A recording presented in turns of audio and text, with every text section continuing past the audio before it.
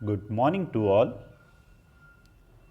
जैसा कि आपको ज्ञात है, हम पाश्चात्य राजनीतिक विचारकों को जान रहे हैं, जिसमें प्रथमतः हमने जाना प्लेटो के बारे में, प्लेटो के सारे विचारों के बारे में।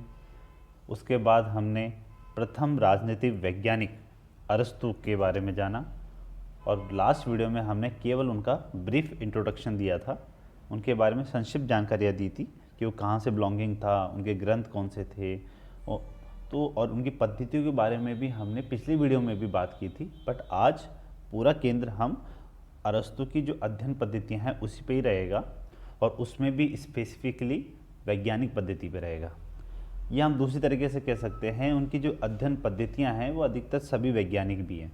ठीक है, आप एक आध पे क्वेश्चन क्रिएट कर सकते हैं कि वो नहीं हो सकती या हो सकती है, बट उसकी मोस्टली जो अध्ययन पद्धतियाँ वो सभी वैज्ञानिक है, क्योंकि अरस्तु का जो जीवन है या उनका जो विचार है वो सब, उन सब के पीछे जो पृष्ठभूमि है वो वैज्ञानिक पद्धति की ही है। ठीक है, और जैसे कि मैंने पिछले वीडियो में भी आपको बताया था कि बीए थर्ड ईयर का जो सिलेबस है उसमें मेंशन करके 3 ही टॉपिक शामिल किए गए हैं अरस्तु के, मतलब अरस्तु के विचार में से केवल 3 चीज़ों को लिया गया है, जिसमें से एक साइंटिफिक मेथड, वैज्ञानिक पद्धति भी एक है। एमए का जो सिलेबस है उसमें अरस्तु पूरे रूप से लिए गए हैं, उनके सारे विचारों को लिया गया है। बट इस समय आपको ज्ञात है कि एमए प्रीवियस के अभी सेशन स्टार्ट नहीं हुए हैं, एमए प्रीवियस की क्लासेस अभी स्टार्ट नहीं हुई है। बट ये वीडियो में उसको मेंशन इसलिए कर दिया गया है ताकि जब भी आपकी क्लास स्टार्ट हो जाए तो आप इन वीडियोज़ को देख सकें। और इनके अलावा मतलब बीए थर्ड ईयर में जितने टॉपिक मेंशन हैं अरस्तु के, या जितने अरस्तु के विचार मेंशन हैं, उनके अलावा जो बचते हैं वो हम तब पढ़ेंगे जब एमए की क्लासेस स्टार्ट हो चुकी होगी। ठीक है, तो अभी हमारा पूरा फोकस बीए थर्ड ईयर के सिलेबस के अकॉर्डिंग चलने का है, स्पेसिफिकली पाश्चात्य राजनीतिक विचारकों को लेकर। आज जो हम वीडियो बना रहे हैं इसमें हम केवल इनके मेथड ही नहीं पढ़ेंगे, हम बाद में ये भी जानेंगे कि इसको, अरस्तु को प्रथम राजनीतिक वैज्ञानिक क्यों कहा जाता है, या मैक्सी ने इसको प्रथम राजनीतिक वैज्ञानिक क्यों कहा, या दूसरी तरह शब्दों में कहेंगे कि अरस्तु को फादर ऑफ पॉलिटिकल साइंस कहा जाता है, राजनीतिक विज्ञान का जनक कहा जाता है, तो क्यों कहा जाता है। अब इसका जो आंसर है ना वो आपके मेथड्स में छुपा है। हम मेथड्स की जब व्याख्या देखेंगे, या मेथड्स में उसने क्या क्या शब्दावलियों का प्रयोग किया है, उन्होंने नहीं किया, मतलब उनके मेथड्स के लिए क्या शब्दावलियों का प्रयोग किया है, वो जब हम जानेंगे तो हमें पता लग जाएगा कि हाँ इसके पीछे क्या क्या चीज़ें हैं, मतलब किसके पीछे, फादर ऑफ पॉलिटिकल साइंस कहने के पीछे। ठीक है, तो दोनों एक दूसरे से इंटरकनेक्ट, और ये बहुत महत्वपूर्ण हो जाता है उनकी अध्ययन पद्धतियों को पढ़ना। जैसा कि पिछली वीडियो में भी आपको कहा था कि आज भी यूनिवर्सिटीज़ में अरस्तु की इन पद्धतियों का ही पालन किया जाता है। मतलब पॉलिटिकल साइंस में आज भी कोई राजनीतिक समस्या आ जाती है तो उनका हल इन्हीं पद्धतियों के माध्यम से आज भी ढूंढा जाता है, और उसमें जो पद्धति का नाम है वो पहले पहले आती है, उस पद्धति का नाम है आगमनात्मक पद्धति, उद्गमनात्मक पद्धति, विशेष से सामान्य की ओर जाने वाली पद्धति, या इंडक्टिव मेथड, आप किसी भी रूप में इसको नाम दे सकते हैं। ठीक है, आगमनात्मक समझने से पहले आप ये जान लीजिए कि विज्ञान क्या करता है।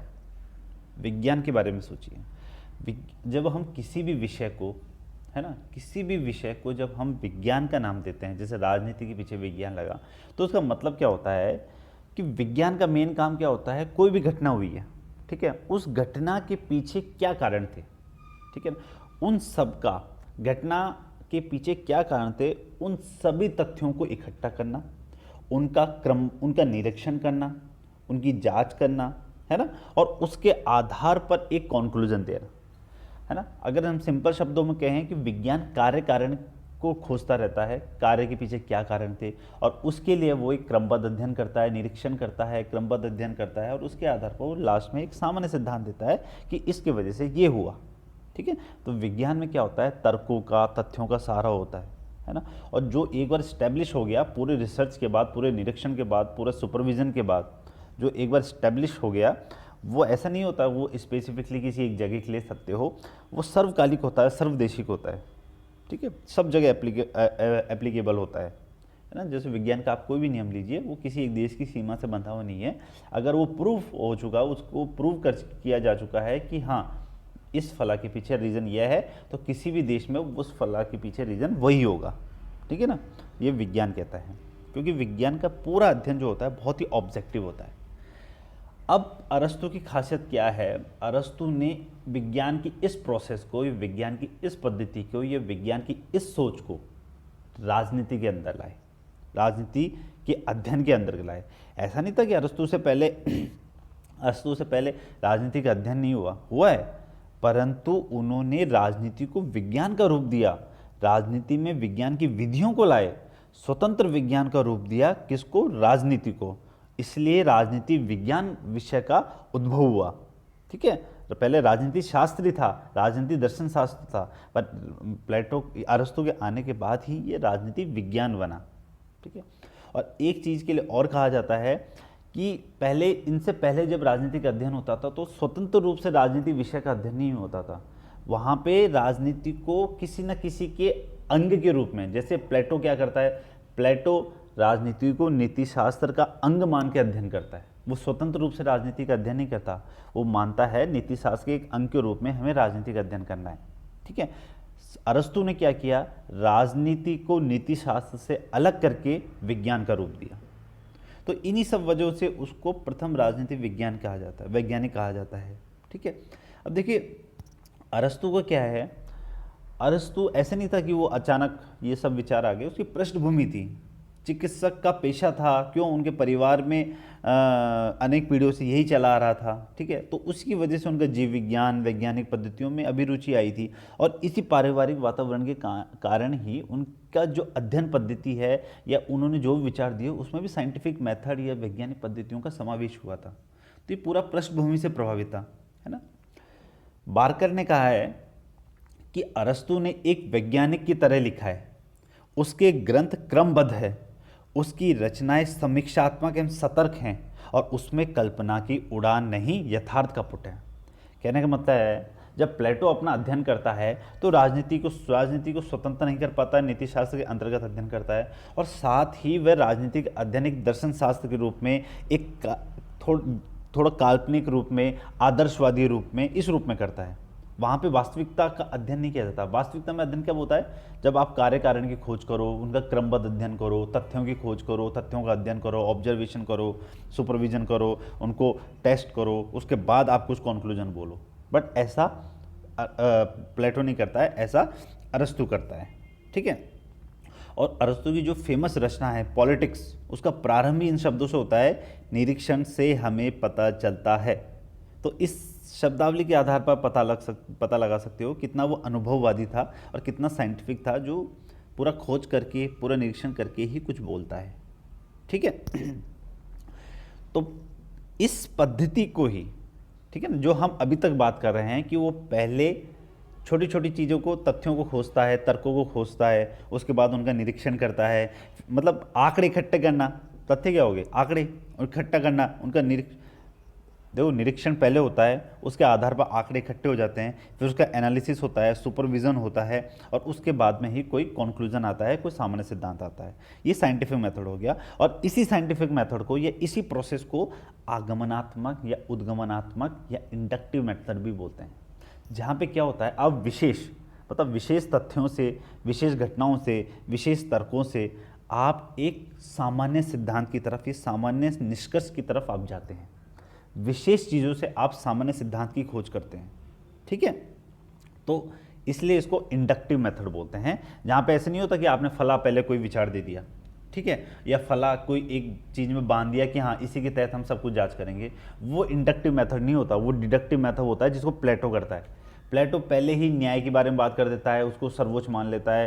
प्लेटो पहले ही एक कल्पना कर लेता है कि हाँ ये स्टैब्लिश्ड है, या ये होगा ही, या ये ऐसा ही है, ठीक है। और उसके आधार पर वो चीज़ों को, फिर छोटी छोटी चीज़ों की खोज करता है, मतलब वो पहले सामान्य की खोज कर रहा है प्लेटो, ठीक है ना, और उसके बाद वो विशेष की तरफ जा रहा है, जिसको इंडक्टिव मेथड बोलते हैं, ठीक है ना।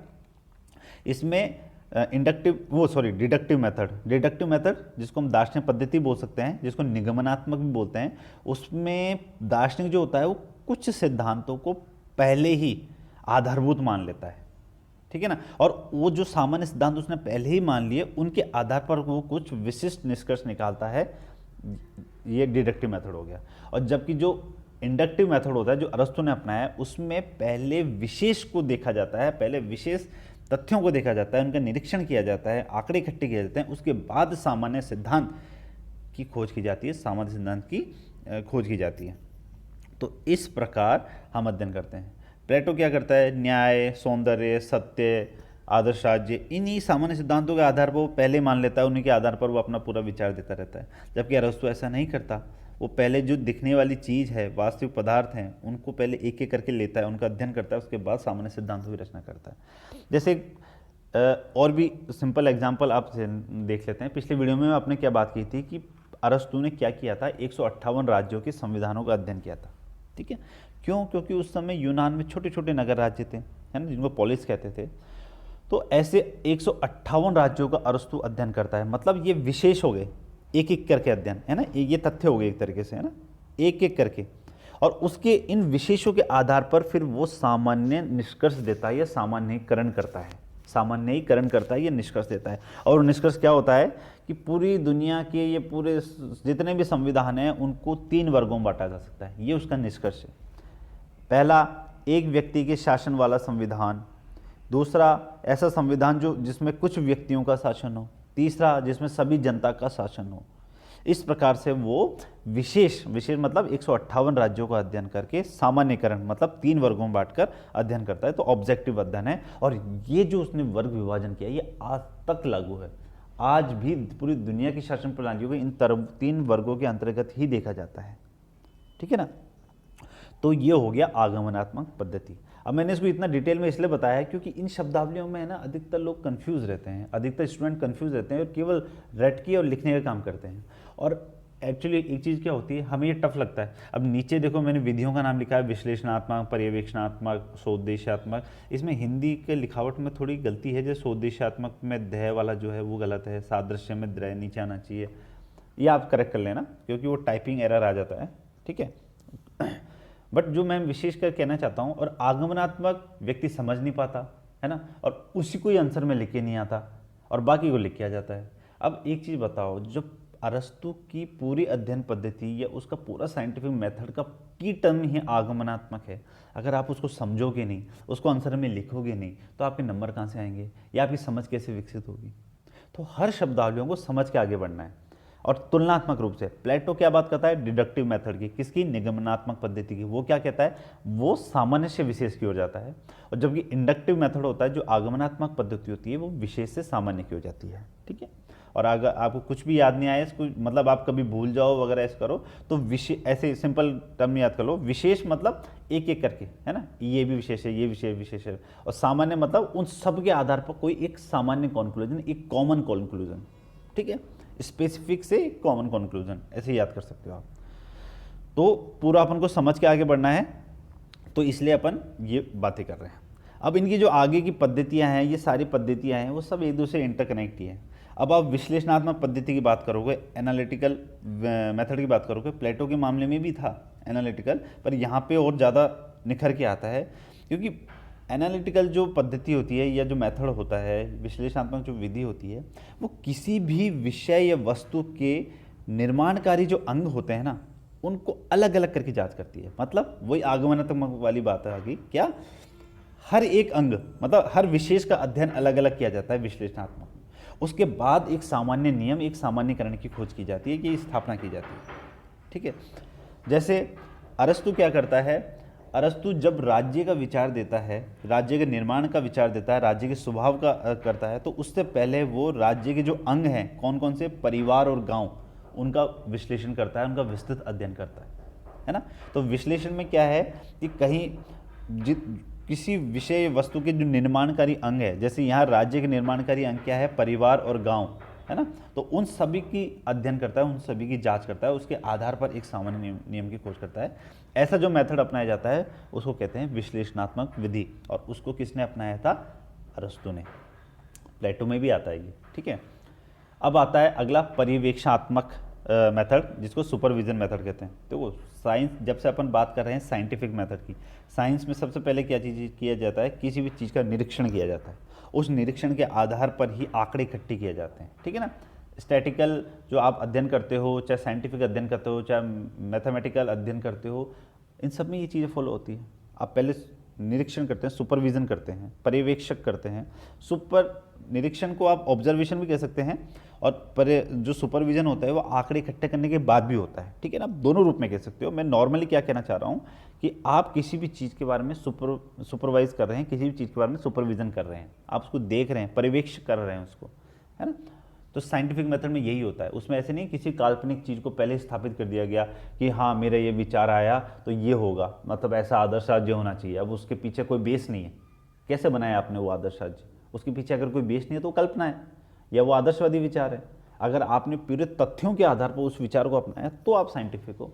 अगर आपने बस एक सोच लिया कि आपके विवेक में आ गया, आपकी कल्पना में आ गया, तो उसके आधार पर साइंटिफिक नहीं हो जाता, तो वहाँ पे सुपरविजन नहीं हो रहा, ठीक है ना। तो सुपरविजन मेथड अरस्तु ने अपनाया अपने साइंटिफिक मेथड में। और फिर आता है सोउद्देश्यात्मक विधि, जिसको टेलियोलॉजिकल मेथड भी बोलते हैं। देखो, साइंस के बारे में जब हमने बात की थी कि साइंस किसे बोलते हैं, तो हमने एक चीज़ बोलती कि हर कार्य के पीछे कारण की खोज की जाती है। सेम चीज़ वही है। सोउद्देश्यात्मक में क्या है, इसमें माना जाता है कि हर वस्तु या विषय का अपना एक उद्देश्य होता है, ठीक है। उस उद्देश्य तक प्राप्त करने के पीछे कारण भी होते हैं, और उन दोनों की जो खोज करता है वो सुउद्देश्यात्मक पद्धति में होता है, ठीक है।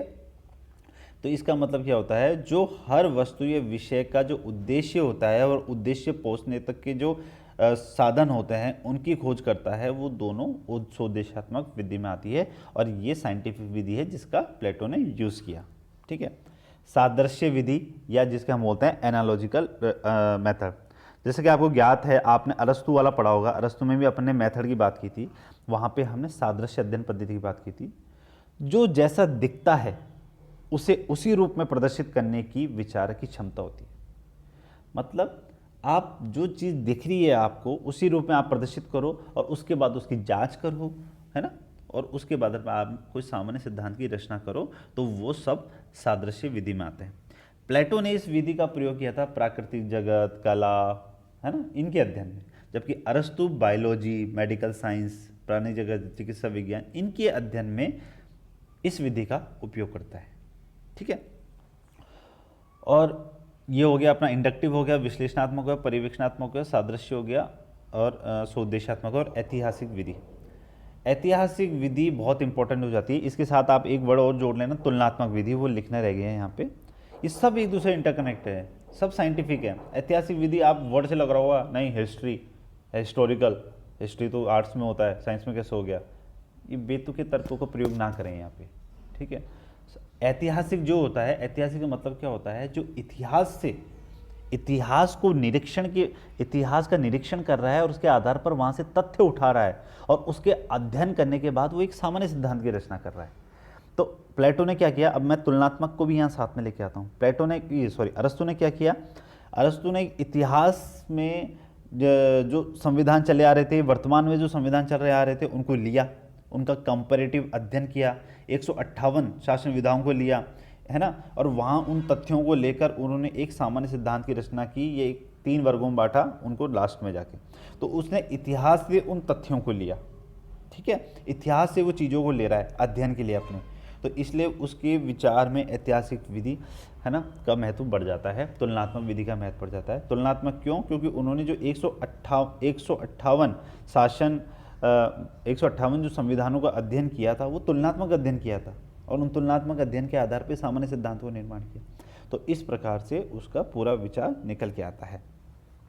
तो वह इतिहास और घटनाओं का विश्लेषण विवेचन करता है और उसके आधार पर निष्कर्ष पे पहुंचता है, ठीक है। तो सिंपल सी चीज़ क्या हुई, तथ्यों का अध्ययन करते हैं और उन तथ्यों के आधार पर निष्कर्ष निकालते हैं। ये पूरे उनकी जो अध्ययन पद्धति है उसका सार हो गया। और इसी वजह से ये पूरे जो पैटर्न है, आगमनात्मक, विश्लेषणात्मक, सब कुछ, ये सब साइंटिफिक है, क्योंकि साइंस की पद्धतियों का प्रयोग कर रहे हैं, ठीक है। तो उन्होंने राजनीतिक शास्त्र को बिल्कुल एक स्वतंत्र और संपूर्ण विज्ञान का दर्जा दे दिया, ठीक है। तो ये अरस्तु की राजनीति विज्ञान को एक बहुत बड़ी देन थी, या राजनीति विज्ञान के विकास का ये प्रथम चरण था, है ना, जहाँ से राजनीति विज्ञान की शुरुआत होती है, ठीक है ना। उसने राजनीति विज्ञान या राजनीति शास्त्र को जो पराधीनता से मुक्त किया, पराधीनता क्यों, क्योंकि पहले नीति शास्त्र के अधीन थी, उसको पराधीनता से मुक्त किया, उसको फ्री किया और उसको एक सर्वोच्च विज्ञान मास्टर साइंस के रूप में प्रतिपादित किया, है ना, प्रतिस्थापित किया। अब हम बात करते हैं why father of political science, first political scientist. कुछ भी अलग चीज़ नहीं है, जो अपन ने अभी बात की है उन्हीं के बारे में बात करेंगे। पहली बात, पिछले वीडियो में भी हमने बात की थी कि प्रथम वैज्ञानिक विचारक या प्रथम राजनीतिक वैज्ञानिक किसने कहा है, वो कहा है मैक्सी ने, कभी भी आया।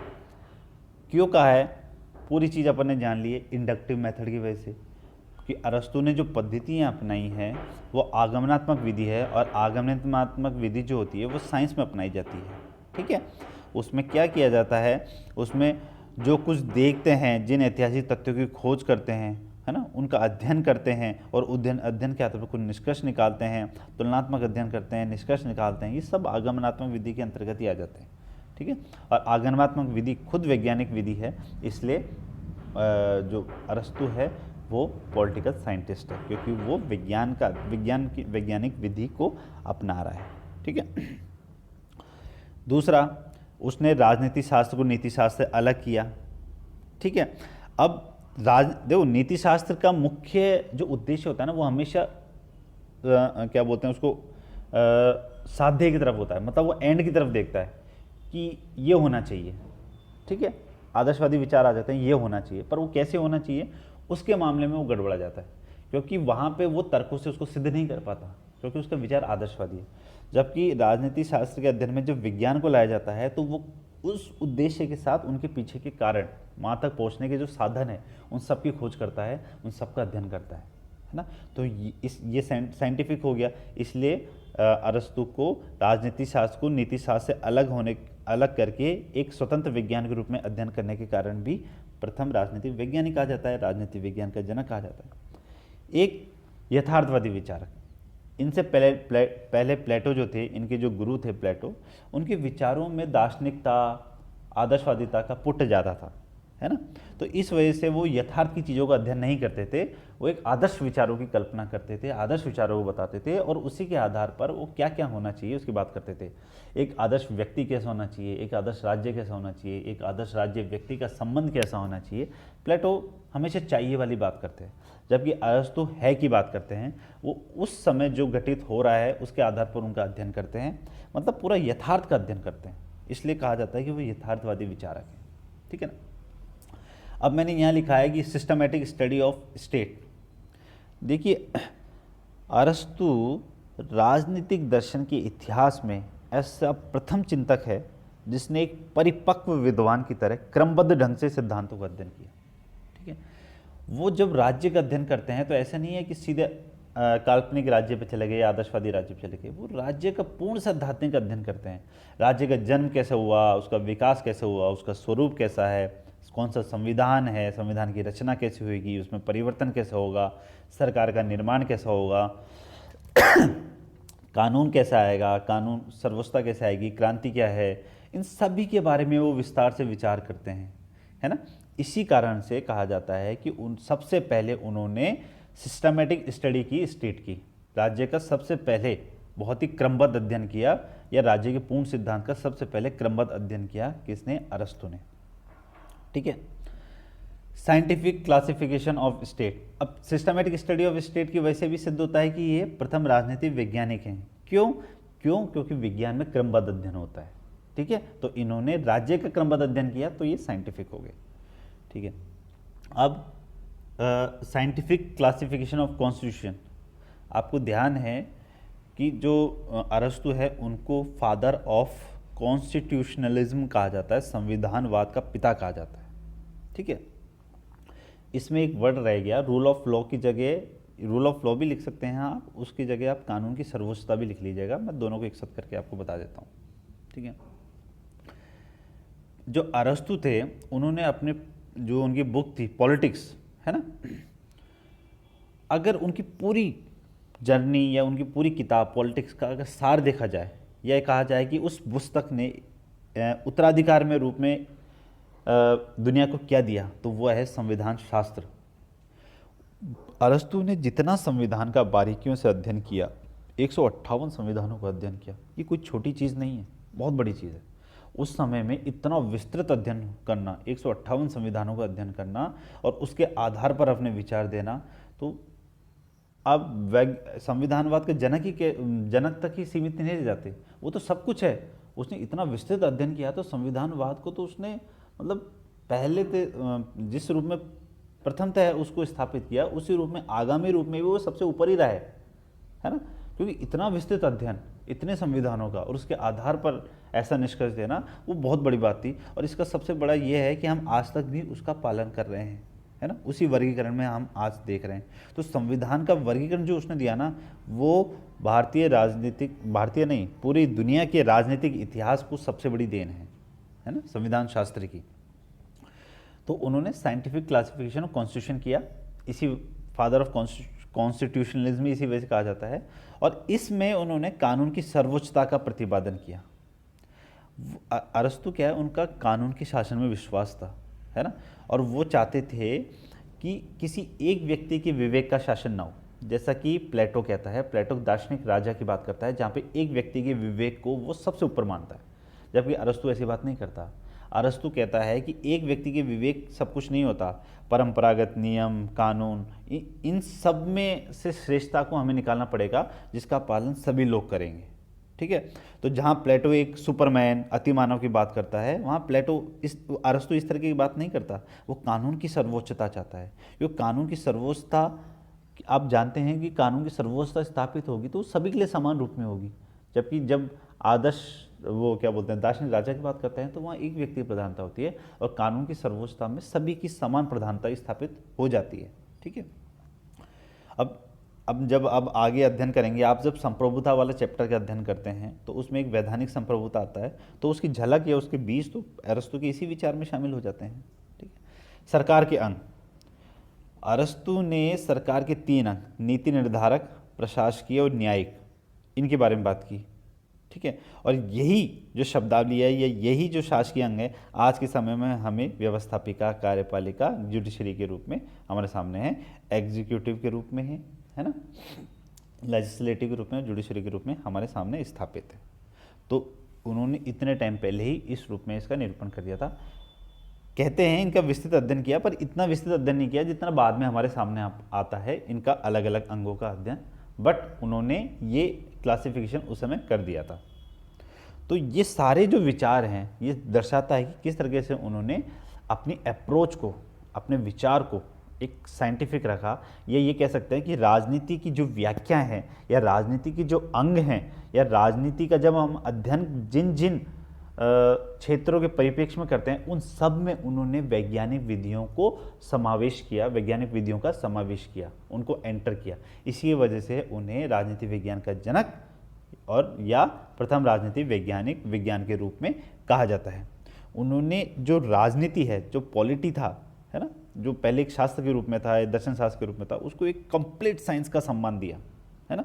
जहाँ पे कल्पनावाद, आदर्शवाद नहीं था, वहाँ पे व्यवहारिकता थी, वहाँ पे यथार्थवादिता थी, ठीक है। इस प्रकार से उन्होंने राजनीति को एक स्वतंत्र विज्ञान के रूप में स्थापित किया, उसको एक मास्टर साइंस के रूप में स्थापित किया, उसको एक सर्वोच्च विज्ञान के रूप में स्थापित किया, ठीक है। प्लेटो, अरस्तु के बारे में और भी हम अध्ययन करेंगे जो सिलेबस में शामिल है। तब तक के लिए बहुत बहुत धन्यवाद।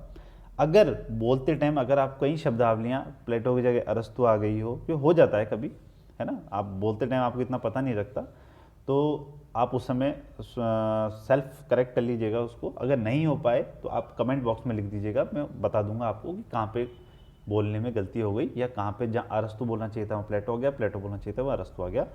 कोशिश की है, गलती नहीं हुई होगी कहीं भी, फिर भी अगर कुछ हो जाए तो आप देख लीजिएगा या मुझे कमेंट बॉक्स में लिख के मेरे से पूछ लीजिएगा। तब तक के लिए बहुत बहुत धन्यवाद।